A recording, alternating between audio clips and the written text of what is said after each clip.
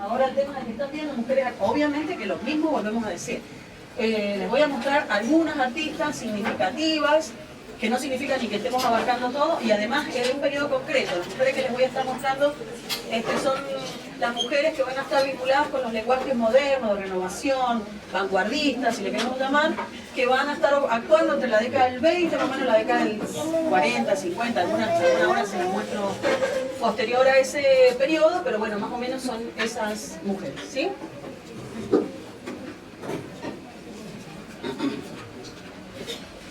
Entonces vamos a empezar por Argentina, ¿sí?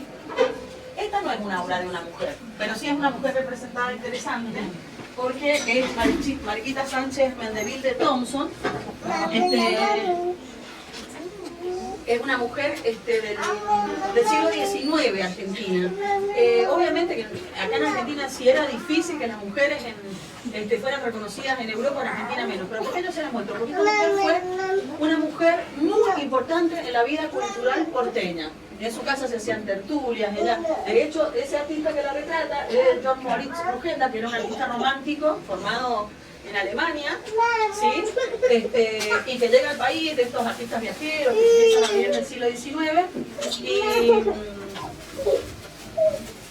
y entonces ella lo acoge a este artista, o sea, lo recibe en la casa en estos eventos que eran de literatos. Y además, por ejemplo, un dato para que vean, era una mujer patriota, estaba a favor de la defensa de los ¿cómo se llama?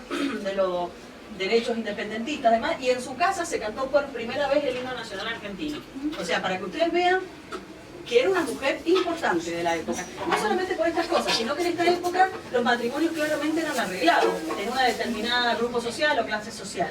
Y ella ya tenía destinado el candidato por los padres. Entonces lo que ella hace es un alboroto, llega hasta la justicia para romper tratado que había para que se case ella con este personaje, y se casa con Thompson, porque ella es Mariquita Mendevil de Thompson, que era o sea, de lo que estaban enamorados. Esto, siglo XIX, era una verdadera insurgencia, sí, una verdadera insurgencia. Entonces, me pareció interesante, si bien ella no era una artista, pero sí era una mujer cultural, y que fue retratada como una mujer moderna, fue retratada en un escenario romántico. Estamos hablando de una mujer moderna a mediados del siglo XIX. O sea, era la época que estaba impactando la tendencia romántica en Argentina. Entonces ella la sientan en un sillón y le ponen de fondo, por ejemplo, algo que era muy notorio, muy llamativo y nuevo, que era un paisaje americano, ¿sí?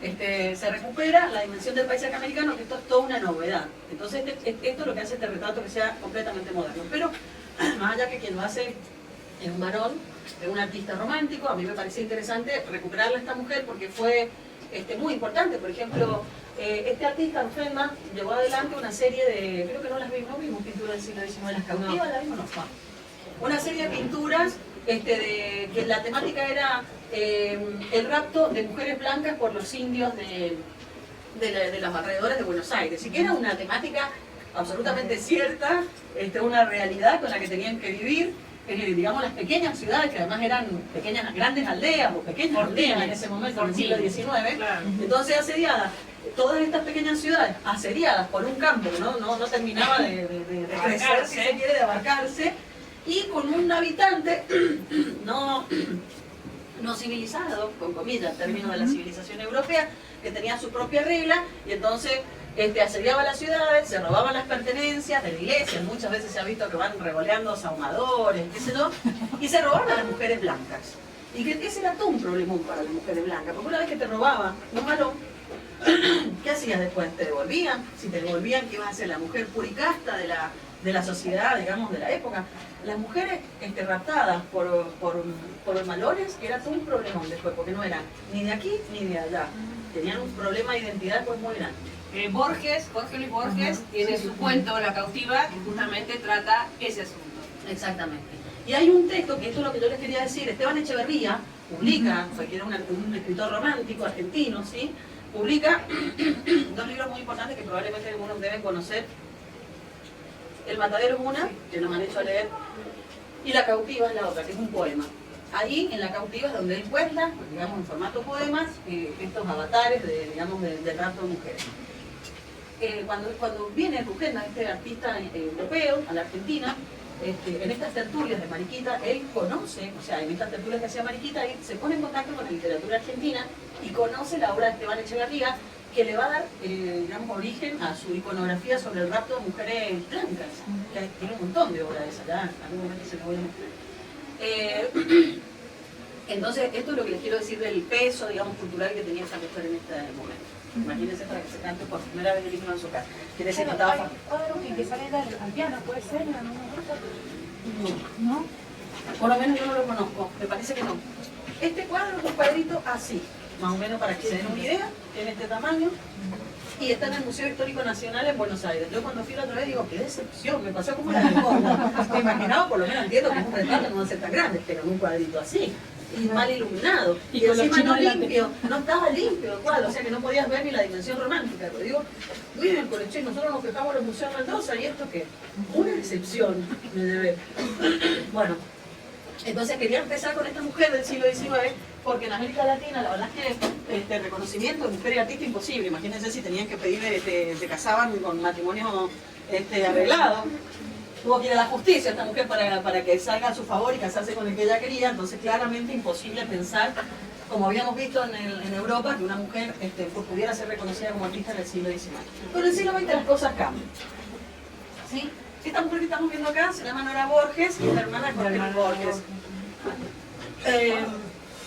Una mujer que militó la causa del feminismo tempranamente, les diría, olvidada por la historia del arte argentino, completamente olvidada. Nora Borges, cuando se hablaba del grupo de artistas argentinos, ay, perdón, yo me muero con este clima, bueno, voy a terminar la clase.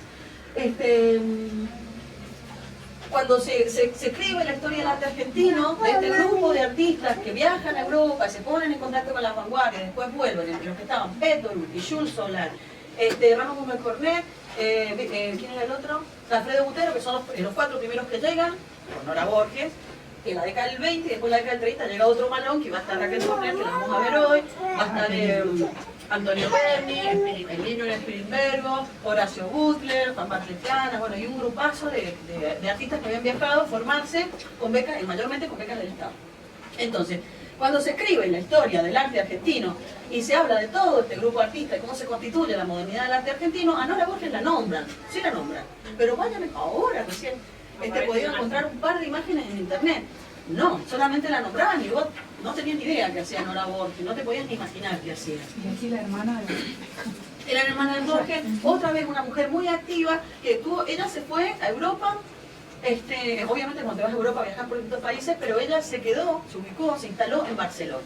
De allí creó con el grupo de modernos, de vanguardista Barcelona, un movimiento que era sobre todo literario, porque ustedes piensan que en esta época la literatura estaba como más instalada, más reconocida, si se quiere, más ubicada en un campo que las artes visuales de vanguardia. O sea, era más fácil de ingresar a la literatura que las artes visuales de vanguardia. Entonces, ¿qué pasa? Que se produjo como una especie de ¿cómo les podría decir? De sociedad, por decirlo de alguna manera, entre artistas y literatos. Entonces, nosotros lo que vamos a verificar en estos primeros años del siglo XX, donde se van a dar las vanguardias en distintos países europeos y la modernidad artística la vamos a ver en distintos países argentinos, que no es latinoamericanos, que para mí no es pertinente hablar de vanguardia acá. En la sociedad postcolonial es muy complejo, porque no, bueno, hay que ver de qué manera se produce esto. Yo estoy a favor de los que hablan de modernidad artística más que de vanguardia. Bueno, más allá de eso, lo que interesa ver en esta época es que incluso en Argentina, en México, en Brasil, todo lo que fueron los grupos modernos estuvieron vinculados con literatos y de allí surgen los manifiestos que van a salir. Entonces, bueno, Nora Borges se vincula con este grupo artista, eran sobre todo literatos, ella va a ser la que va a llevar adelante, si se quiere, todo lo que va a ser la impresión, la parte gráfica, de dibujo o de grabado de este grupo, pero en realidad ella participó en la creación de este grupo que se llamó Grupo más de Literatura, que se llamó Ultraísmo, ¿sí? Que fue uno de los ismos, una de las vanguardias principios del siglo XX, de las primeras décadas del siglo XX, barcelonés, por eso no se lo ha conocido tanto, porque nosotros conocemos más los movimientos de vanguardia parisinos y después aquellos que tuvieron lugar en otros países, pero que entraron de alguna manera al relato de la historia del arte, como Italia con la pintura metafísica, Holanda con el estilo, el neoplasticismo, la Unión Soviética con el suprematismo y el constructivismo y tantísimas otras cosas. Alemania con la Bauhaus y el expresionismo. Bueno, entonces van a aparecer distintos países que han sido legitimados, si se quiere, por la escritura de la historia, pero a España no le pasó. En realidad todos los españoles iban a París. Ahí está Picasso, Juan Gris, Salvador Dalí, muchos artistas españoles que emigraban a París. Pero bueno, Nora Borges participa en este grupo. Fíjense que las dos tapas de este primer número de la revista, que es la de la izquierda, y la otra que no sé qué número es, pero esta se publica en el año 1921, y si ustedes miran, son grabados. Son silografías. Exactamente. Y si ustedes miran, que tenemos mucha luz acá, lamentablemente, pero se observa claramente que hay una renovación de un lenguaje, una síntesis formal. Si nosotros entendemos que todo lo que fueron las vanguardias artísticas vinieron a renovar radicalmente las expresiones artísticas que se venían dando hasta el momento, que eran de tradición renacentista, o sea que había una forma de construir la imagen, de estructurar la composición y de hacer que estaba relacionado con la construcción de una perspectiva monofocal, como la que ven ustedes en sistema de representación, ¿sí? De espacio profundo, y la ubicación en ese cubo perspectivo, ¿cómo se llama?, de determinadas figuras, elementos, casa y todo, que era como una forma de mostrar los avances, digamos, científicos, matemáticos, y entonces ese es el espacio que va a llegar hasta fines del siglo XIX, les diría yo, que van a poner en cuestión las vanguardias. Van a poner en cuestión eso, van a poner en cuestión la idea de mímesis. Mímesis es la imitación del natural, ¿sí? Mímesis es una función del arte que buscaba copiar la naturaleza, eso es la mímesis. Y las modificaciones que podrían haber en relación a lo que nosotros podíamos verificar en un cuadro y el elemento natural iba a estar relacionado con el genio del pintor. O sea, iban a haber modificaciones, que ya lo hemos visto, el idealismo, las formas ideales, que hemos visto que nada se parece una cosa a lo real, es porque el pintor lo podía mejorar a través de su idea. Que en realidad eso se le llama idealismo, partir desde las ideas y no desde las cosas. Y pintar las ideas que tenemos de las cosas y no las cosas. Bueno, todas estas cosas se van a poner en cuestión en el siglo XIX. Van a estar los que pintan las ideas, después aparecen los que pintan las cosas, después van a aparecer los que creen en la ciencia, que es lo que vimos un poco con el impresionismo, y así, hasta que va a llegar un momento en que Van Gogh, Cézanne, Gauguin, yo creo que los conocen, ¿no? Sí. Y Toulouse-Lautrec van a decir, señores, Degas también, y otro grupo más amplio de artistas, pero para nombrar los más importantes, a los centrales, dicen, no, hay que crear otro sistema de representación, obviamente que se venían modificando. Goya ya había hecho aporte, Daumier había hecho aporte, Manet había hecho aporte, o sea, no es que esto salga de la noche a la mañana. Pero se crea otro sistema de representación. Ya no ese, se crea otro, y no uno, miles de sistemas de representación, se empieza a usar el color libremente, la idea de medicina no le importa a nadie, nada, y entonces aparece esta nueva forma de representar a la que nosotros pertenecemos en otro momento, en el que yo les había comentado, que aparece la definición del arte como expresión personal, y entonces se viene una enorme posibilidad productiva. Y esto es lo que vamos a ver. Esto se lo hago como introducción, porque como no hemos visto la vanguardia, ustedes, pero bueno, qué sé yo, se las voy a ir explicando. Después vamos a ver algunos artistas de vanguardia. Entonces, lo que nosotros vemos acá claramente es una renovación. No fui para allá, me falta que voy a hablar de eso. La imagen de izquierda es más compleja visualmente, como verán, pueden identificar los elementos. Pero si nosotros vemos esta imagen, entendemos que es una imagen novedosa en función de lo que podríamos entender o de las imágenes que vimos la semana pasada. O sea, el arte tradicional es lo que vimos la semana pasada, hasta que empezamos a ver a Sonia Delaunay y otras artistas más modernas. Si no, antes era esta, lo que vimos, representación mimética, idealista, donde el tema era importante, pero también la forma de ejecución que era claroscuro, bla, bla, bla. Pero acá entonces ya aparece, sobre todo si vemos la imagen de la izquierda, que se ve un poco más clara porque está más limpia, que hay una renovación formal. Hay una síntesis en la parte gráfica, ya no se está trabajando con la idea de volumen, se está trabajando con la cosa primeramente plana y con elementos, digamos, reducidos a lo mínimo, ¿sí? Estos elementos son modernos. La síntesis es un elemento moderno, ¿sí? El trabajo de color plano es un elemento moderno. La composición cuadrada es un elemento moderno, ¿sí? Entonces, bueno, tenemos estos datos y después tenemos algunas obras de Nora Borges que a mí no dejan de llamarme la atención, de decirte. Es raro, ¿eh? Es muy rara esta obra, por ejemplo. Es una obra del año 1927, probablemente porque Nora Borges hacía este tipo de imágenes como que fue excluida, yo le diría, del relato de Lucero. Es algo extraño. ¿Qué pueden decirme esta imagen? Si la tenemos que pensar en términos modernos, que yo les estoy diciendo, ¿qué les parece esta imagen? Sí, parece un... A mí me llama la atención. Yo se las traje porque, a ver, ustedes tienen que entender también en esta época, si no era Borges, fue excluida de la escritura de la historia del arte por mucho tiempo, habría que ver también cómo estaba encorsetada una mujer, o sea, en qué parámetros, cuáles eran los parámetros a partir, más allá de lo que se le permitiera, porque vamos a ver que unos años después Raquel Forner hace otra cosa. Pero también tenemos que hablar de las posibilidades mentales. Imagínense que esta mujer es hermana de Borges, o sea, es una mujer muy activa. Con la etapa del 21, con un lenguaje mucho más adulto, parece ahorita otra plástico, y esta del 27, como si tuviera una cosa... como dos relatos, ¿no? Sí. Al menos dos relatos. A mí me hace pensar en una cuestión, porque están los diarios íntimos de Borges publicados. No sabía. Hay material de los diarios y hay una cosa así como más bucólica. Sí, más naif. Exactamente, exactamente.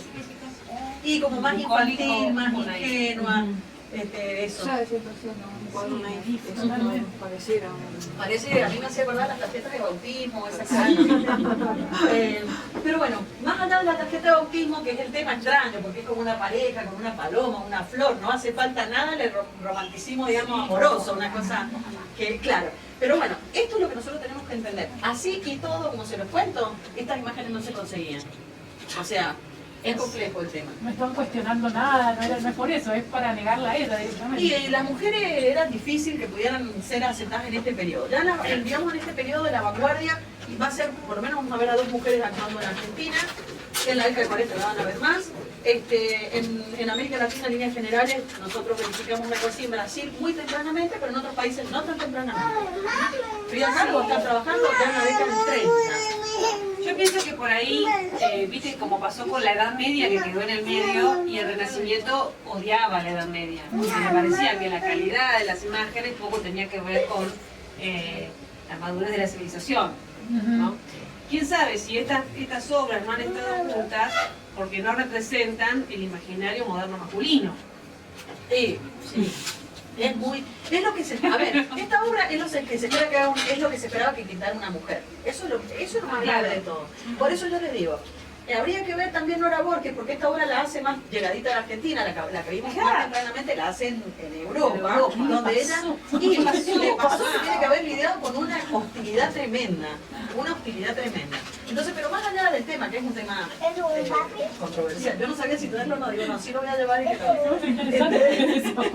Porque esto nos habla también de muchas cosas, también de las elecciones, las posibilidades. Pero, más allá del tema, la obra está ejecutada con, digamos, elementos plásticos modernos. El color es plano, la figura es sintética, y fíjense ese fondo extraño que ella le pone así como una mata de color, de una mata verde. En esos términos es como moderno. A mí siempre me parece que fueran como dibujitos japoneses. ¿Vieron cuando uno ve como cualquiera, los dibujos japoneses que terminan así como muy a la Yo pienso en Soldi también, un primer Soldi. Puede ser también. Un primer de Raúl Soldi, pintor argentino, contemporáneo a ella, ¿no? Contemporáneo de ella, y además se conocían y creo que estuvieron en España juntos. Bueno. Porque yo hice el mismo link que vos, digo, esta estuvo con Soldi, pero no. Bueno, pero Soldi tiene una primera... A Soldi se lo conoce por un tipo de imágenes que es la que aparece en la cúpula del Teatro Colón, por darles una referencia. Pero la primera etapa de Borges es así, más contorneada, más plana, de Soldi, es más contorneada, más plana, más similar a esta. Sí, con estas mujeres así medio angelicales, La de la maca, Así que bueno, esa es una de las obras que podemos ver de ella, del 27, después vamos a ver algunas que son posteriores, no hay tanto online de ella. Esta, por ejemplo, es La Era de Ávila, en 1933, y esta obra es completamente extraña. Son raras las obras, no las Borges, y acá que tenemos mucha luz, no hay contraste, además. ¿Está cortada, digo? O sea, ¿está cortada o es así? No se sabe. Así aparece online. Ah. Así aparece online. Fíjense que se llama Las Eras de Ávila, 1933, y es una obra, no sé, con una paleta derivada, yo creo que medio impresionista, esa paleta muy derivada, pero trabaja ese contraste básico, y con un nivel de simplificación y de planimetría importante. Casi egipcio. Sí, parece egipcio. Muy rígidas, son raras las obras, muy extrañas. Pero bueno. Rígida es la palabra. Sí, es como, ¿viste esos vestidos así acampanados duros? Aparte los triángulos de la montaña son los triángulos del vestido, o sea, es todo un zigzag de geometría que es arriba y abajo y lo hace más simétrico de manera así, o sea, vertical. Pero hay ciertos elementos muy modernos, por ejemplo, el tratamiento rebatido, vieron que esto, si nosotros tuviéramos que resolverlo en perspectiva, debería ir así, o sea, todo al revés de lo que, si nosotros quisiéramos mostrar un sombrero que está arriba de un pajonal, no sé qué es esto debería, si nosotros pensamos cómo miramos nada más, o sea, si usamos el ojo, más allá de cualquier tipo de sistema de perspectiva más geométrica, esto debería jugar hacia atrás. Y ese personaje es llamativa esta obra porque esta obra en sí misma es una obra como muy sintética, pero hay mucho en esta obra de búsquedas que van a hacer después de ciertos muralismos de los 50, esta obra de alguna manera tiene como apretada una monumentalidad que después en otros artistas va a salir desarrollada. No significa que sea el antecedente de nada, pero yo cuando veo esta obra veo que hay una temática del trabajador acá que aparece desdramatizado, no hay una intencionalidad política, pero hay una temática del trabajador, incluso uno cansado que está allá atrás, con cierta paleta que va a recuperar a veces cambio cortinal, y que es ¿cómo es que se llama? Un muralista brasilero. Entonces lo que se ve acá yo noto algo así como que pide más espacio en esta obra. Pero bueno, es a mí me parece, nada más, lo que yo veo cuando veo un tema que es un megatema, representado en esta dimensión. Bueno. Acá tenemos otra obra que es mucho más tardía, es del 1949, témpera sobre cartón. También es interesante ver las técnicas y los materiales. Se llama La Concertista, ¿no? Y ahí uno puede verificar claramente estas cuestiones sintéticas, muy a los Soldi, está bien esa referencia que hiciste.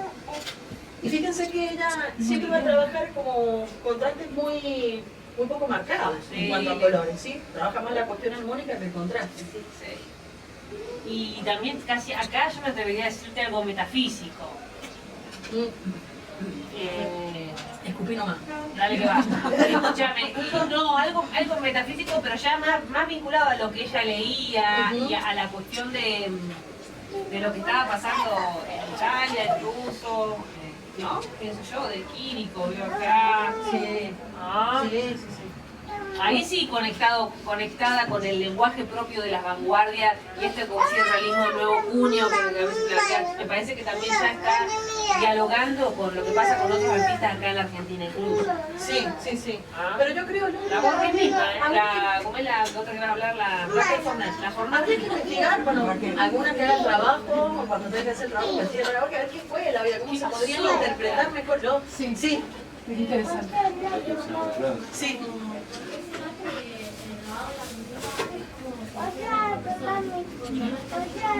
Bueno, en primer lugar porque el grabado ya te da a nivel estético otra imagen al trabajar el blanco y negro y este contraste fuerte. Y en segundo lugar porque ella lo hizo en Europa, vinculada con un grupo que la acogía o tenía un grupo de pertenencia en el que se sentía segura, evidentemente, para avanzar y romper y ser como un poco más rupturista en cuanto al lenguaje de vanguardia. Yo creo que acá no hay duda que cuando en la década del 20, que cuando ella llega, a Martí Fierro, que era la revista que nucleaba toda la vanguardia, toda la modernidad artística de la literatura y demás, era re machirula, eran todos hombres.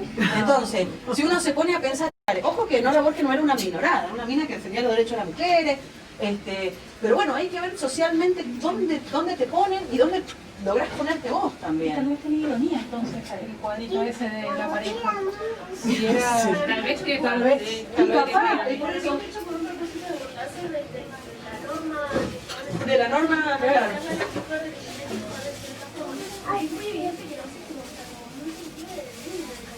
Sí, es como muy raro. Sí. Bueno, acá tienen algo abierto para el trabajo práctico. Alguien que te escribe bien a Nora Borges y nos arroje luz sobre esta... Una cosa que por ahí ahora ustedes están empezando a transitar los talleres. Yo trabajo el segundo año de la carrera y fui estudiante también.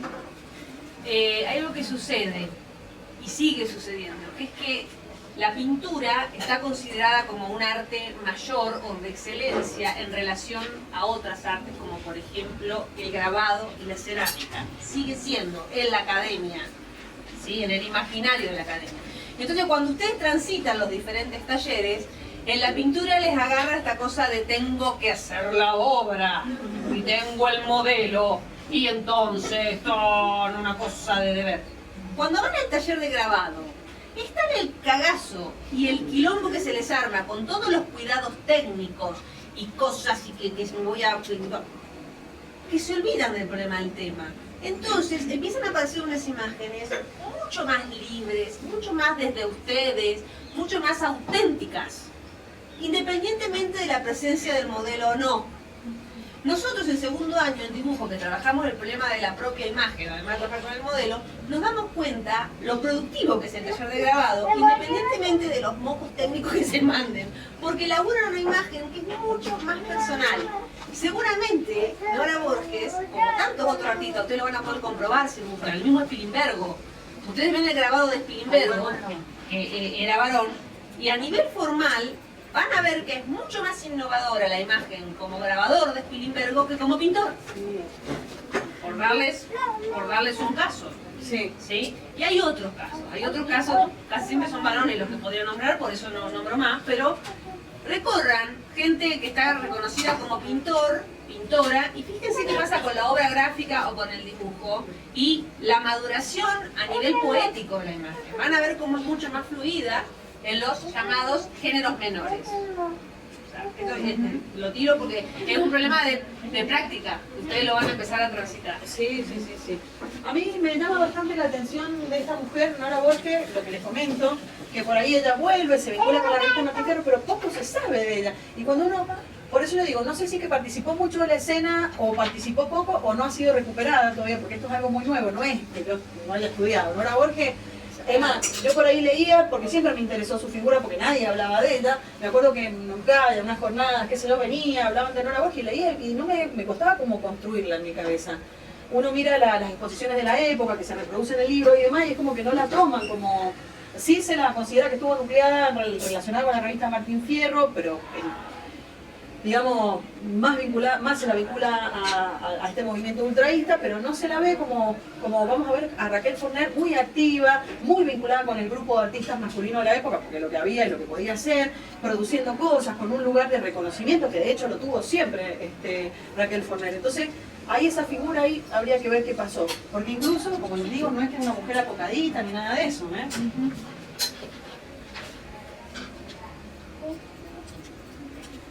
Bueno, pasamos a otra artista, Raquel Forner. Raquel Forner fue otra de las artistas mujeres, de la única artista mujer, aparte de Nora Borges, que viajó a Europa con este grupo de artistas. Nora Borges llega antes, llega casi como...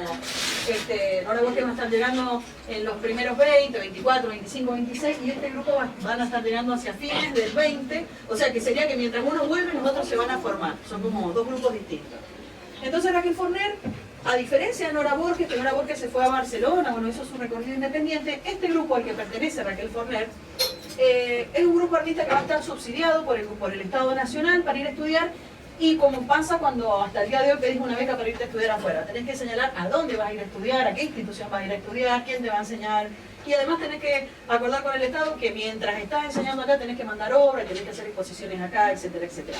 Esto, ¿qué es lo que hace? Que la mayoría de los artistas argentinos, que no le va a pasar a todos los artistas de América Latina, van a ir a parar a otros lados, esto lo vamos a ver claramente cuando veamos a una artista brasilera, van todos a estudiar a lo que se llaman las academias de vanguardia, que es la cosa más absurda, que lo más contradictorio del mundo es poner academia de vanguardia y decir academias de vanguardia, pero así fue, hubieron un grupo de artistas cubistas de segunda línea, por llamarlo de alguna manera, que instalaron, porque la única vanguardia, si se quiere, que se podía enseñar como un método, era el cubismo. Porque el cubismo tenía dos fases. Tenía método. Tenía, claro, un protocubismo donde, qué sé yo, se podía...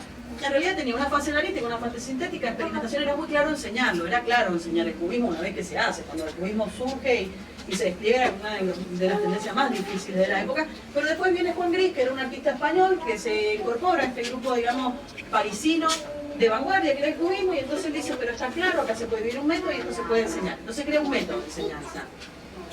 Los artistas y las artistas argentinas que viajaron fueron a estudiar con estos artistas cubistas que se habían puesto en sus academias, entre los cuales estaban André Lop,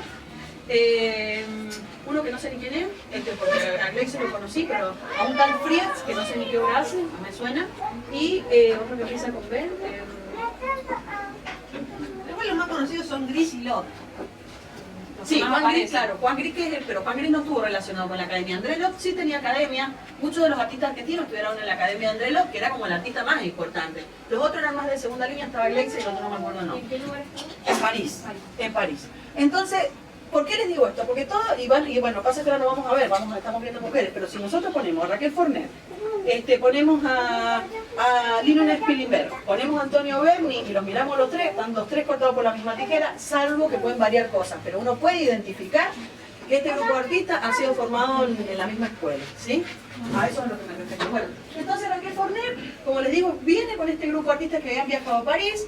En realidad, no todos viajaron en la misma época y en los mismos años. Algunos viajaron en 26, 27, 28, pero bueno, se iban encontrando en París, todos de alguna manera se quedaban, vivían en el barrio de Montparnasse, y entonces ahí, ¿qué pasa? Pasa que se generan comunidades de artistas argentinos, donde se debaten cuestiones artísticas, se debaten cuestiones culturales, se debaten cuestiones políticas, entonces no es solamente ir a un taller, al taller de André Lop, donde probablemente se encontraban todos y todos estaban formados relativamente iguales, sino que los debates que se generaban allí, imagínense que era como una gran efervescencia de todo, llevaba a que tuvieran ideas compartidas, ¿sí?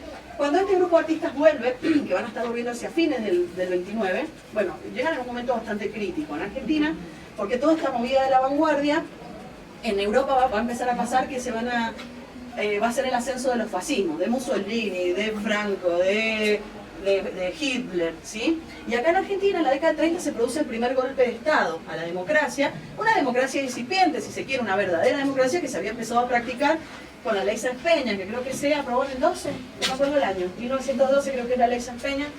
¿Qué significa? Que todos podían votar, ¿sí? Menos las mujeres. El voto femenino, todos, dije, no. El voto femenino lo van a aprobar, se van a aprobar durante el primer peronismo, ya entre el 46 y el 55, exactamente no sé en qué año se aprueba, creo que en el segundo mandato de Perón. Bueno, entonces, ¿qué quiere decir todo esto? Se produce el primer golpe de Estado en Argentina, un gobierno que había sido verdaderamente democrático en la década del 20, de Bernardo Irigoyen, un primer gobierno que lo fueron a proclamar las masas a la plaza, eso no era visto acá. O sea, un gobierno que realmente había sido elegido y gobernó de alguna manera para una mayoría, que en líneas generales eso no era común en Argentina. No era, era tan poco común que se amotinaron las clases acomodadas, encumbradas de la antigua oligarquía y les metieron un golpe de Estado, ¿sí? A lo que se le llamó a esa década, el 30, la década de la entrega, la década infame, bueno, una situación compleja. ¿Qué les quiero decir? Que todos los artistas que llegaron en ese momento venían así con la cabeza llena de pajaritos de Europa. En Europa se estaba produciendo además algo que se llamó retorno al orden, que fue, por este ascenso de los fascismos y demás, una negación de las vanguardias. Estamos hablando de los movimientos entre guerra, entre el 18 que termina la Primera Guerra Mundial y el 39 que arranca la Segunda Guerra Mundial, con una situación intermedia, ahí en el 37 que es la Guerra Civil Española, que fue un mega tema. Entonces, ¿qué pasa? Estos gobiernos fascistas que declararon que el arte abstracto era degenerado en algunos lugares, estaban en contra de la vanguardia, se produce desde Italia, un movimiento italiano, una cuestión que se llamó retorno al orden, que era volver, un retorno al orden, o sea, que era todo un caos, quiere decir, o que ellos entendían que era un caos, y este retorno al orden significaba la vuelta a un tipo de pintura que recuperara la tradición del renacentista, o sea, todo lo contrario, lo que habían ido a las vanguardias, se quieren recuperar. Pero esta recuperación de la tradición renacentista ya no se hace así, como diciendo, bueno, volvamos a lo Rafael, sino que esta recuperación se hace ya considerando el impacto de las vanguardias. Entonces se produce algo bastante novedoso, que acá en América Latina ya a veces le llama realismo de nuevo cuño, o sea, una vuelta a cierta figuración, pero ya una figuración que no puede ser pensada desde los parámetros que se pensaba esta pintura figurativa del Renacimiento, por ejemplo. Entonces los artistas cuando vuelven de Europa, y Raquel Forner incluida, viene muy condicionada, porque ya estaba condicionada que tenían que ser figurativos, que tenían que ser relativamente realistas, entre comillas. Además estaba en este ascenso de los fascismos, pero además hay un resurgimiento fuerte a fines del 20 y ya a principios del 30 del catolicismo. Por ejemplo, los artistas vanguardistas que estaban en Argentina muy vinculados a la revista Martín Fierro, que eran de vanguardia, hacia fines, que la revista Martín Fierro del 24, años después, cuando se cierra la editorial de Martín Fierro, se pasa a una editorial que se llamó Convidio, o sea, una revista que se llamó Convidio, creo que era, Convidio se llamaba, en el 29, 32, que era ya el producto de este golpe de Estado. era el producto de estos pensamientos totalitarios. Y muchos de los editores de Martín Fierro ya se habían pasado para esta revista, católica, a ultranza, como todo gobierno totalitario, o sea, católica, digamos, en términos de excesivos, y entonces, incluso en Argentina se evidencia, se verifica en la pintura de esa época, una recuperación del tema religioso de las maternidades. O sea, hay será la madre trabajadora, no sé, será otra madre, pero la madre con el niño. O sea, hay una recuperación de esa figura fuerte que es la maternidad. Entonces, bueno, en ese contexto va a estar actuando Nora Borges, más o menos para que ustedes piensen que ahí ella se tiene que insertar. Como les decía, ella tuvo como un reconocimiento rápido porque formaba parte de un grupo de artistas donde le dieron un lugar claramente. Ella trabajó con artistas muy importantes como Alfredo Butero, proponiendo proyectos en Buenos Aires que eran completamente novedosos, como por ejemplo una academia libre de enseñanza que intentan fundarla en el Paseo Barolo en Buenos Aires, que finalmente no ocurre porque el gran mentor de esto que fue Alfredo Butero se muere ese mismo año. Pero ellos ya empiezan a generar, a activar, y Nora Borges participaba de todas estas cuestiones, espacios, lugares, para un arte que no tenía lugar, que era el arte moderno, y que era rechazado, si se quiere, por la sociedad, por no comprender.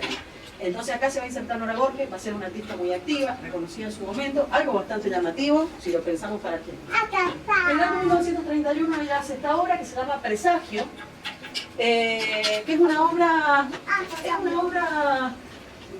es rara esta obra, yo no sé ni qué decir de esta obra. Es una obra, una cosa de surrealismo. es como así, como medio, pero también fíjense que acá entra la tradición de la mujer, la serpiente, una cosa media simbólica, con una paleta que es una paleta que estaría como anclando un poco. Acuérdense que ya estamos con el retorno al orden. Entonces, es una pintura que es moderna, pero que tiene cierto anclaje de tradición, que es lo que a mí me cuesta ver. Sí, y también lo que pasa es que se retoma Mezcla de la que hablan, esta mezcla entre lo moderno y lo pagano, lo antiguo, lo clásico.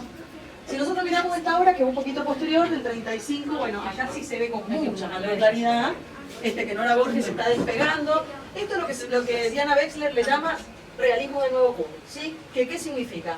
Hay una vuelta a la figuración, pero ya no es la vuelta a la figuración que nosotros entendíamos como la derivada del Renacimiento. Hay una figuración que ahora la tenemos que sí o sí entender a la luz del impacto en el lenguaje de la vanguardia.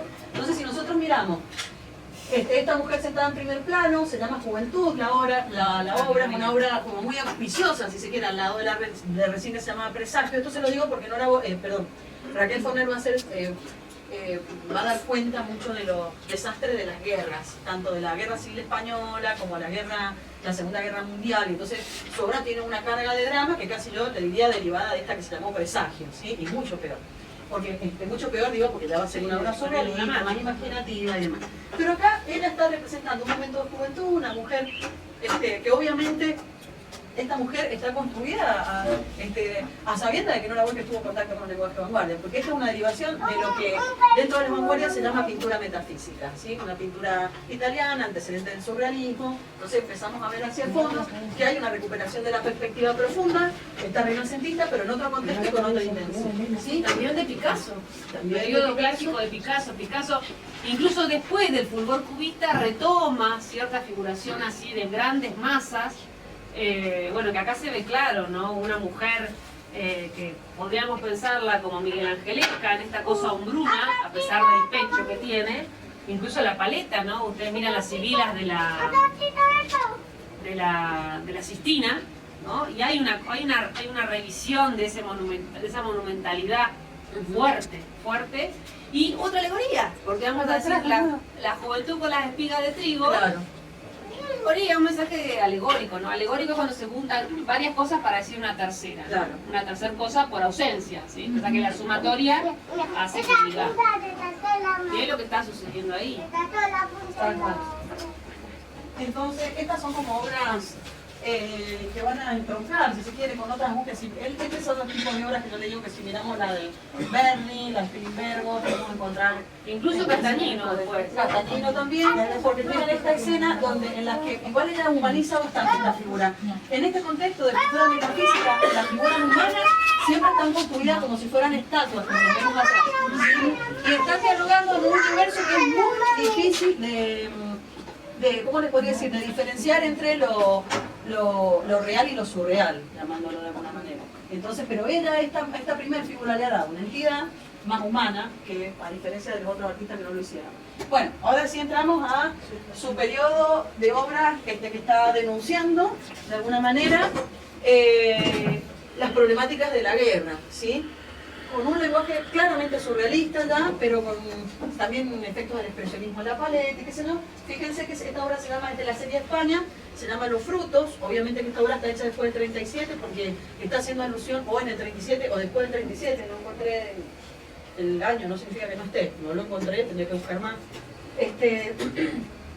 Entonces ya fíjense que haciendo alusión, ¿sí?, a esta cuestión de la guerra, de lo humano y demás, aparece esta obra que se llama Los Frutos, y fíjense que de un árbol que están creciendo partes mutiladas de un cuerpo, ¿sí?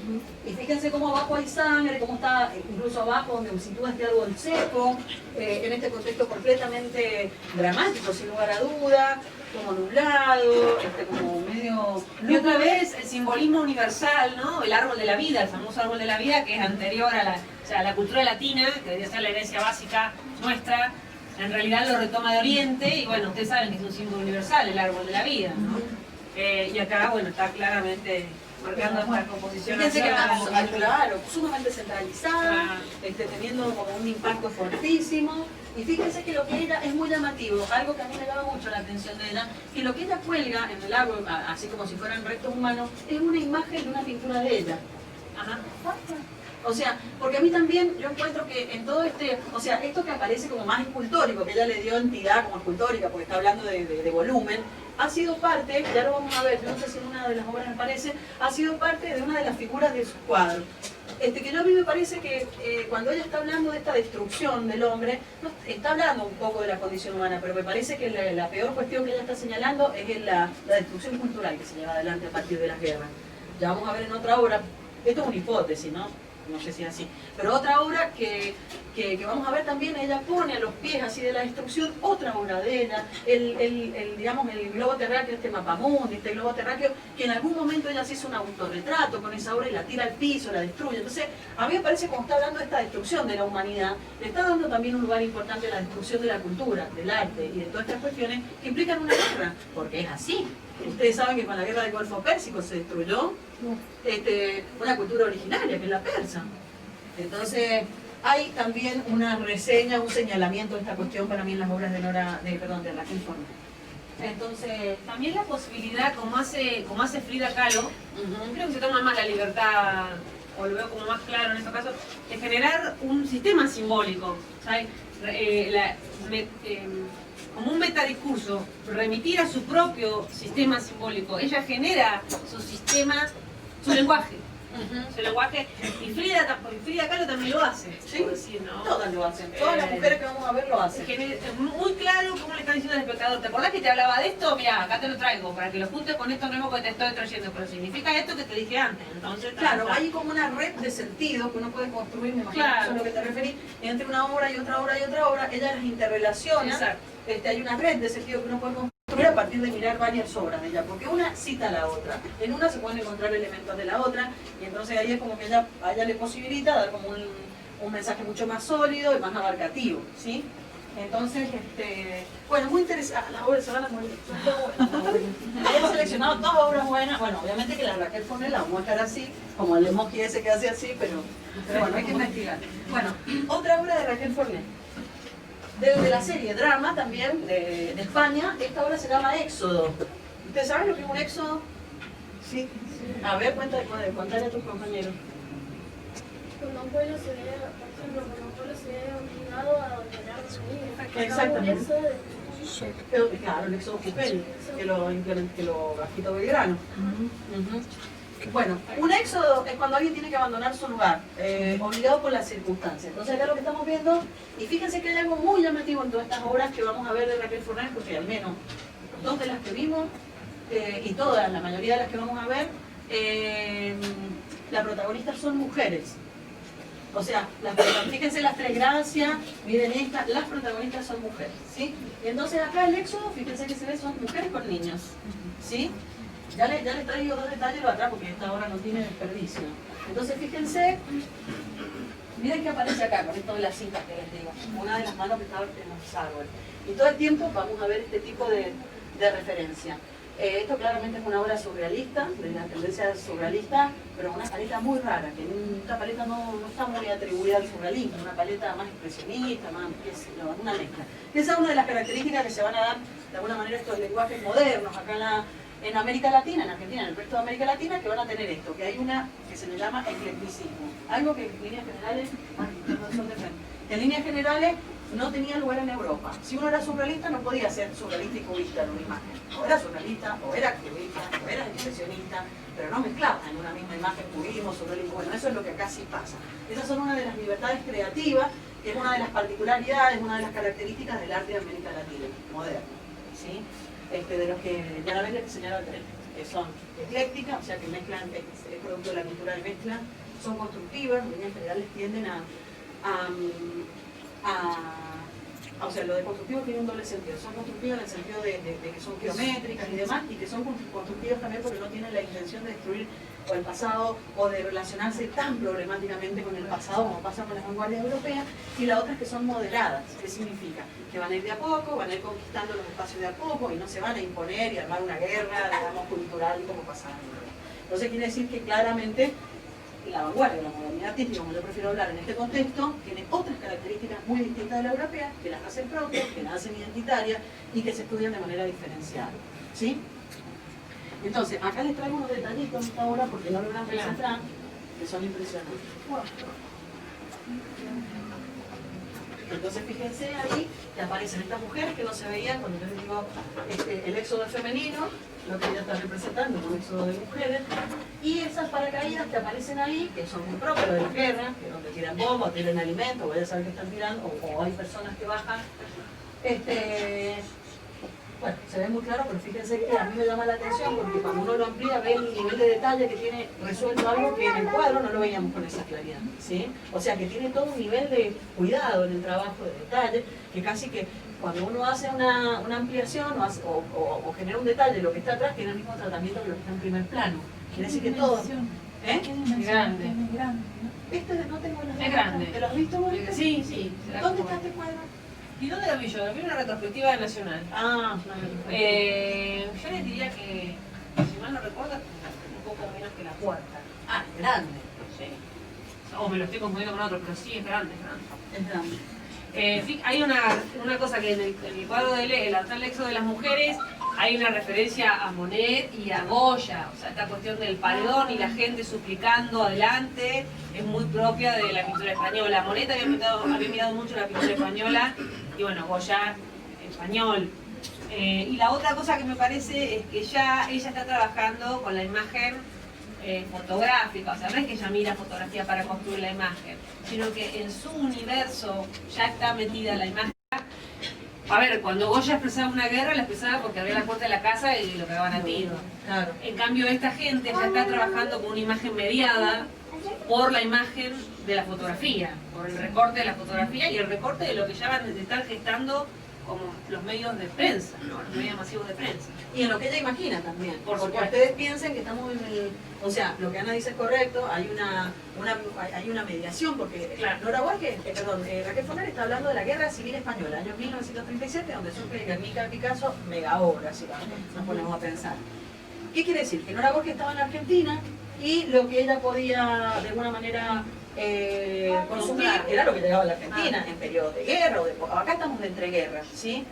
Es el periodo entre la Primera y la Segunda Guerra Mundial. Entonces, hay mucho de mediatizado, está muy buena la referencia a Goya que sé, porque Goya fue como un artista muy significativo en esto de que hizo toda una serie de grabados, que les recomiendo que Goya lo investiguen, es muy bueno, y sobre todo la parte de grabado, en la que él se llama Desastres de la Guerra, él narra de alguna manera de forma gráfica lo que fue la invasión de los franceses, que pasó acá en Argentina en el día, estaba pasando en España en el año 1807, o sea cuando fue la Revolución de Mayo, que Napoleón toma España, toma cautivo al rey, de ahí caemos nosotros la redada acá en Argentina, que por eso se produce la revolución, porque toman cautivo al virrey, al que estaba por acá, y se les exigía que volviera el rey de España. O sea, esa fue la primera revolución acá, fue para que restituyan al virrey español, gravísimo. Menos mal que nos llevó 6 años dando cuenta de pelear por la independencia. Entonces, Nora Borg estaba muy alejada de esta situación. Entonces, ¿cómo ella podía interpretar estos elementos? Con fotografía, con información que a lo mejor venía escrita y sin foto, o sea que empieza a imaginar, y con lo que conocía de representaciones modernas del tema, que fue Goya. ¿Sí? Paréntesis. Sí. Justo que nombramos a Goya. En Goya, en la obra de Goya, se da esto que yo les digo entre el grabado y la pintura. Goya es, como pintor, es excelso, es fabuloso, ¿sí? Pero como grabador, Es impresionante. senza parole. O sea, ahí está esto que yo les digo de qué dice Goya cuando graba y qué dice cuando pinta. Y ahí van a ver un autor, un artista, donde se dan estos dos lenguajes y cómo aparece esta diferencia en la iconografía.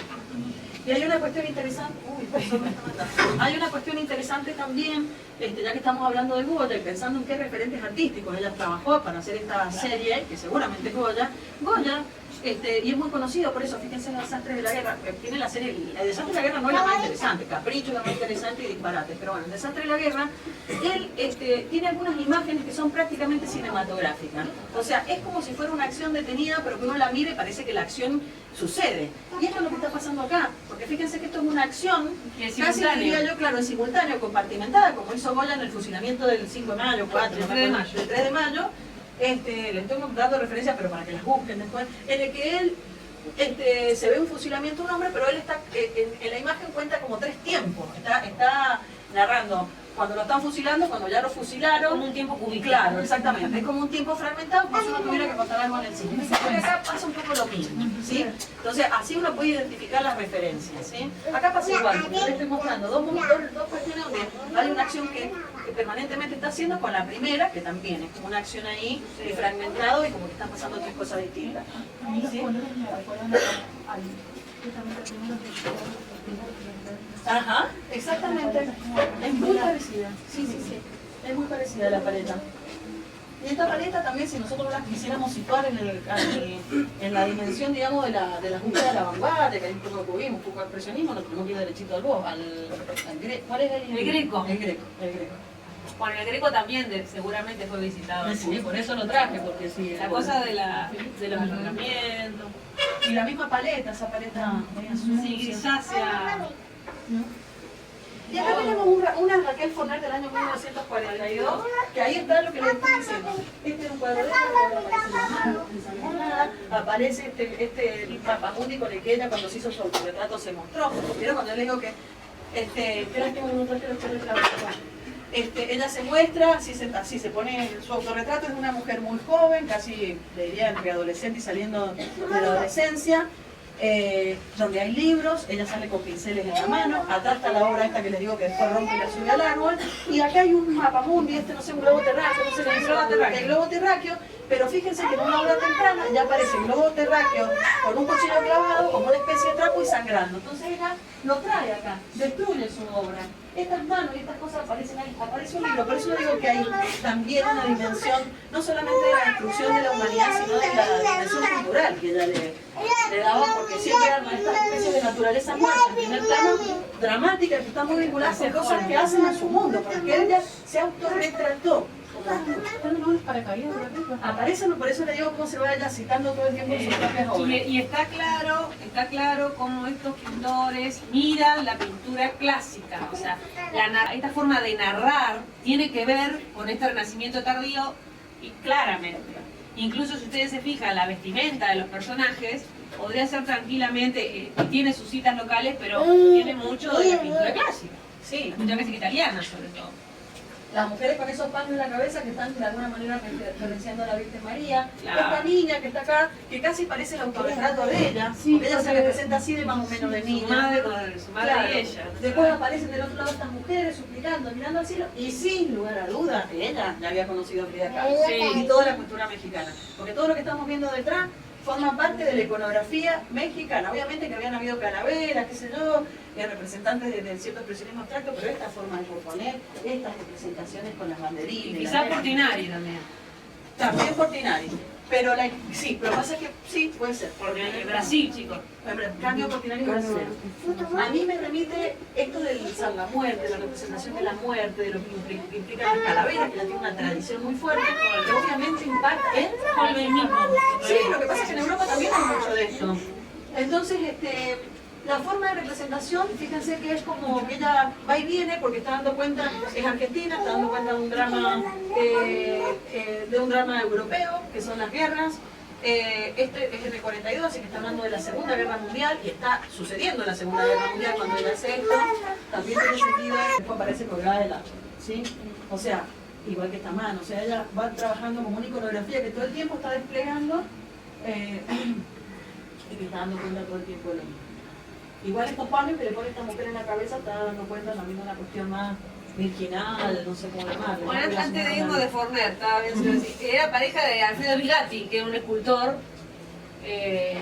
Bueno, y hay una cuestión de la forma de figurar que ella tiene que ver con esa visualidad de la escultura que tenía Bigatti. Después, si quieren ver Bigatti, vean el diálogo, Forner Bigatti. Forner Bigatti, claro. Bigatti fue otro de los artistas que había viajado en este grupete. En el grupete que había viajado a Europa. Bueno, Anita Malfatti, una mujer brasilera. Maleche. Malfatti, ajá. Una mujer brasilera que viajó muy tempranamente, la madre la mandó a Europa, así que ella se formó así en primera línea con el lenguaje de Juárez, estuvo mucho tiempo, estuvo muy vinculada con el fobismo, con el cubismo y demás, y después vuelve a un Brasil que todavía no había dado los primeros pasos de la modernidad. Ella hace una muestra en el año 1917 que la cachetean, o sea, imagínense que en primer lugar en Brasil lo que ocurre es que ella tempranamente vuelve de Europa, hace esta exposición fobista. Este es un autorretrato, la voy a volver sobre este autorretrato, y fíjense que ella no se representa con ningún tipo de atributo, nada, como si fuera una mujer, digamos, Con un vestido lindo. un vestido lindo, una, qué sé yo, un fondo neutro, qué sé yo, no es como hemos visto en las otras artistas que se representan con pinceles, con libros, con el mundo, dando cuenta de a qué universo pertenece ella. Esta es completamente neutra, pero ella realiza este tipo de obras que se exponen en Brasil en el año 1917 y que a todas luces así salía en el diario de los críticos del momento que esta mujer se había escapado de un hospital psiquiátrico. O sea, esas son los que miraban, me parece. esas son ¿cómo que le digo? Las noticias del momento, porque todavía no había habido una renovación moderna y la que la estaba y la inicia es una mujer, o sea que obviamente que era complicado. De todas maneras, Anita Malfatti no actuó sola en este primer momento. Había otro artista, nada que ver, fue una clase que di más temprano, nada que ver. Me quedan papelitos en la cabeza. Que se llama Lázaro Sigal, que Lázaro Sigal era un artista europeo, lituano, tampoco era que estaba en el centro de la vanguardia, pero que había llegado a Brasil, a San Pablo, ella de San Pablo, y también había llevado adelante algunas exposiciones y demás, también moderna, un poco antes que Anita, creo que fue en el año 13, 14, pero nunca tan revolucionaria, si queremos verlo en estos términos. Esta obra era muy fobista, ella estuvo en contacto con la vanguardia de primera mano, produce una verdadera renovación y claramente en un lugar donde se estaban haciendo a lo sumo pinturas como las que vimos de Fernando Fader, y sí, obvio, grito en el cielo, y más que era una mujer, ¿sí? Pero Anita Malfatti después de alguna manera le resulta un poco más fácil esta situación porque se vincula, una vez que vuelve a su país se vincula con un grupo de artistas que mayormente eran todos hombres también. Estaba Tarsila Amaral, pero al momento que ella vuelve, Tarsila Amaral había viajado. O sea, cuando ella vuelve, Tarsila Amaral estaba viajando. Cuando se produce lo que se llama la Semana de Arte Moderna en Brasil, que es en el año 1922, que es el momento que se entiende que es como el inicio de la modernidad en Brasil, Anita ya 5 años antes había hecho una exposición que había generado un revuelo impresionante, pero en este grupo de arte moderno, que era de literatos nuevamente y de artistas hombres y mujeres, ya habían 2 mujeres y además ya estaba como de alguna manera contenida por este grupo, entonces puede llevar adelante su producción, pero esas primeras obras, escándalo. Entonces, la primera se llama Boba, que sería la boba, pero no sé, Abuela debe ser, ¿no? ¿será? No sé, La boba. me parece que es la boba. No sé qué, no lo busqué traducción de portugués, así que no sé qué es. Y desde abajo, el hombre amarillo, que bueno, claramente esto estaba muy vinculado con los lenguajes de la vanguardia, sobre todo el fobismo y otras variantes. Bueno, ahora tenemos 2 otros ejemplos, una que es el farol y la otra, la de la izquierda, que se llama La mujer de cabello gris. También obras muy tempranas.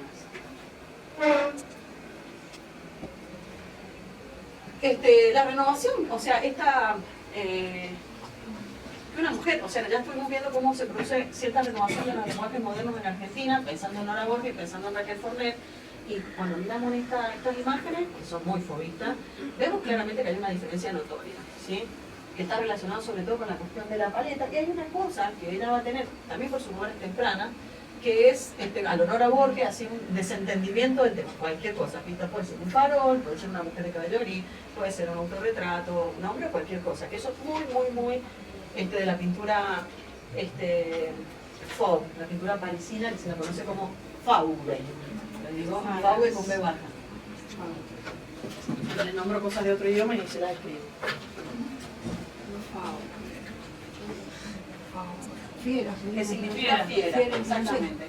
Y que este nombre se lo ponen a un grupo de artistas en París que lleva adelante una exposición, que era como la Anita Malfatti, más o menos las que vimos recién, y entonces van los críticos de arte, había una obra clásica en el medio del salón donde estaban exponiendo, entonces sale una nota de prensa, un crítico de arte que pone Donatello entre las fieras. O sea, hablando de esa obra clásica que era una escultura, para explicar qué es lo que estaba pasando, pone Donatello entre las fieras. O sea que todo lo demás era una agresión. Imagínense, para poner entre las fieras, que era una pintura que se entendía por los colores, por la falta de dibujo, por la imperfección de no sé qué, una selva parecía. Entonces de ahí sale la palabra fauve, de fiera, y fauvismo como si fuera fierismo, el fauvismo. Pero que ese es el origen de estas obras que generaron incluso conmoción cuando surgen en París. Pero igual que impresionismo. Impresionismo, fauvismo, expresionismo, cubismo, todos son despectivos, peyorativos. Cuando iban los críticos de arte y veían que todo estaba hecho un cubo, cubismo y así, ¿sí? Así que ustedes se imaginan que si esto estaba pasando en París, que tenían el ojo un poco más entrenado, imagínense más así cuando se mostró esto. Ataque. Y acá está la otra artista brasilera que es maravillosa, maravillosa, muy importante a nivel de América Latina, muy importante porque realmente la renovación formal que ella hace es una renovación muy exquisita, muy auténtica, muy localista, qué sé yo. Ella logra resolver muchos problemas que difícilmente logró resolver la vanguardia, que es la cuestión local, el nacionalismo, crear algo nuevo, bueno, ella lo hace. Impresionante Tarsila. Tarsila tiene esta primera obra muy temprana, fíjense que la hace el año, bueno, es temprana porque en esta época, año 1922, cuando se está llevando adelante la Semana de Arte Moderna, ella estaba estudiando en Europa. Entonces esta es una de las obras de ese periodo, ¿sí? En la que de alguna manera se ve esta cuestión fauve, el tratamiento del pelo que cambia de color, la cara que la pinta verde, cosas que no eran posibles antes de esta renovación. Pero fíjense que esta obra es del 22 y en el 23 hace la que o sea, otro universo, ¿sí? ¿Por qué pasa esto? Por los referentes, por la gente con la que ella se vinculó. En esta época claramente había llegado a París, se vinculaba con los fauvistas y en esta época había conocido a un postcubista, le diría un cubista bastante independiente que fue Leyer, Fernand Leyer. Algunos le dicen Fernand y otros le dicen Ferdinand. Ferdinand, como se hace. Claro. Bueno, les pongo Fernand, lo van a encontrar como Ferdinand o como Fernando, cualquiera de los dos en la traducción, pero es Ferdinand me parece. Bueno, no importa, es Leyer, les voy a poner el apellido si no lo escribo mal. ¿Qué pasa con Leyer? Leyer era un artista muy independiente, derivado del cubismo, pero crea como otra... Es como, ¿se acuerdan cuando vimos a Sonia Delaunay la clase pasada que yo dije, esta es una variante del cubismo, que trabajaban con círculo? ¿Se acuerdan? Bueno. También, está más relacionado con eso que con otra cuestión. Entonces, claramente ella se pone en contacto con eso, crea esta imagen que es sumamente extraña, muy extraña. La obra se llama a La Negra y crea ese fondo que es un fondo muy geométrico. La verdad es que entre esta obra y aquella obra, para pensar que pasó un año, pasó una vida, ¿sí?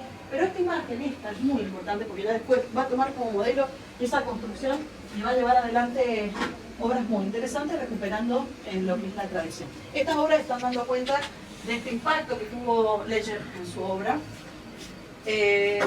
Son obras muy novedosas realmente, muy novedosas para el contexto de América Latina. Alguien que estaba trabajando casi, le diría yo, con esa libertad formal y creativa es Jules Solar en Argentina. Sí. Ajá. Entonces ella, fíjense que toma de alguna manera un esquema de estructurar, de componer, que es el esquema de Leyer, pero le agrega a este esquema toda una cuestión nacional. Que eso es lo que llama la atención. Una imagen popular que nosotros podríamos decir que lo que está haciendo Tarsila es pintura costumbre. Lo que habíamos visto con Fernando Fader.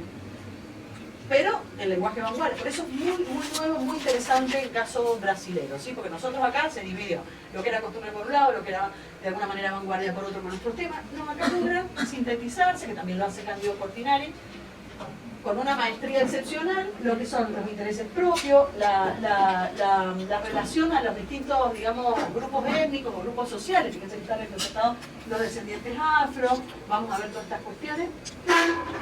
Y recuperando además algo que vamos a ver en toda la obra de Tarsila, que es el color, no el color local, sí, es un color local, pero ella está recuperando lo que es el colorido brasilero, también como un dato de sus producciones, sí, lo vamos a ver permanentemente.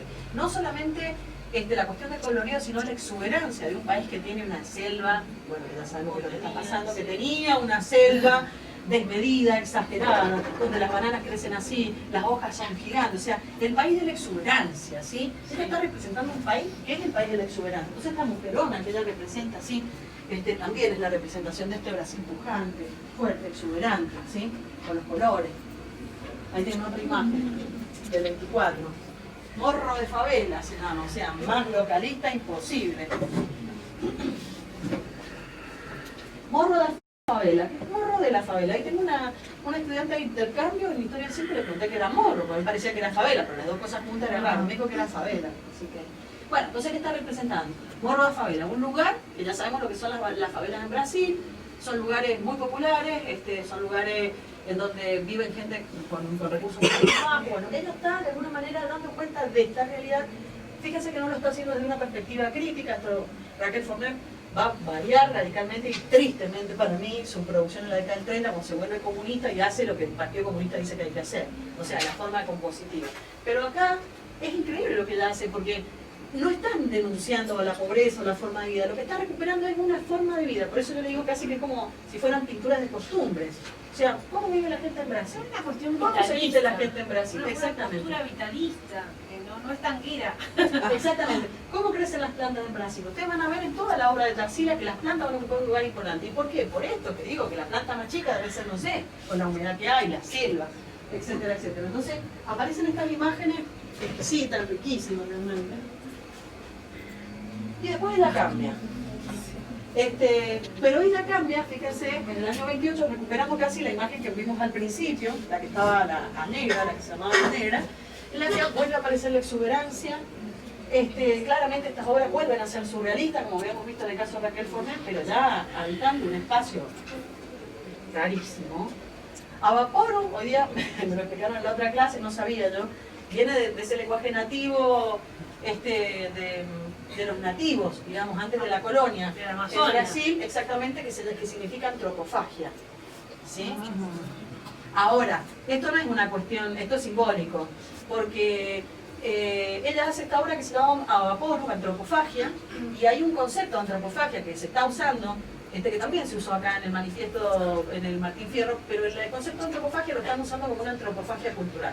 Es decir, yo dicen, me lo comí, me lo devoré. Estuve con un filósofo que me habló de esto y me lo devoré. Dice, ¿qué significa? Lo que están diciendo es cómo se constituye la identidad americana. Es decir, nosotros tenemos un pasado accidentado, si lo queremos llamar de esa forma, por la colonia nos cambia, entonces como país postcolonial lo que nos queda a nosotros es entablar un diálogo con el pasado y con lo otro, con el foráneo, La otra historia. con la otra historia, con la historia europea, con qué sé yo, una relación conflictiva, porque ya no nos podemos pensar sin ellos, pero pensarlos con ellos resulta conflictivo, ¿sí? Esto es lo que ellos hablan de antropofagia. Entonces, cuando ellos hablan de antropofagia, es decir, nosotros nos contactamos con los foráneos, lo devoramos, o sea, lo incorporamos, y lo hacemos propio. Hacer propio, este concepto de antropofagia, hacerlo propio, como si fuera a comer una carne, nos comemos un pedazo de vaca, tristísimo, comemos un pedazo de vaca, lo que fuera, para los veganos, entonces después ese pedazo de vaca desaparece como tal y se transforma en minerales, proteínas y desechos, es decir, se constituyen parte de nosotros en un organismo que es independiente. Entonces a eso es lo que ellos le llaman antropofagia, es devorarte al otro, cultural, y con eso hacer algo completamente nuevo y propio. ¿Qué es lo que hace Tarsila? ¿Sí? Esto es antropofagia. Está bien que la haya puesto ese nombre. Es excelente. Entonces fíjense que ya hace esta obra que se llama Antropofagia, y Oswald de Andrade, que era su marido, escribe el manifiesto antropofágico, que es un manifiesto de vanguardia, en el que habla de esto que dice me lo devoré, y tiene una posición muy crítica con respecto a la colonia portuguesa. Sí, muy crítica. Entonces, Así es como se van construyendo estas modernidades, interpelan al pasado, interpelan las formas de vida, buscan resolver algunos de los problemas a partir del arte o a partir de las representaciones, y bueno, y en alguna medida lo resuelven y en otras no. Claramente Tarsila resolvió un problemón con este tipo de obra completamente original. Hay una cosa que veo que acá está el rock también.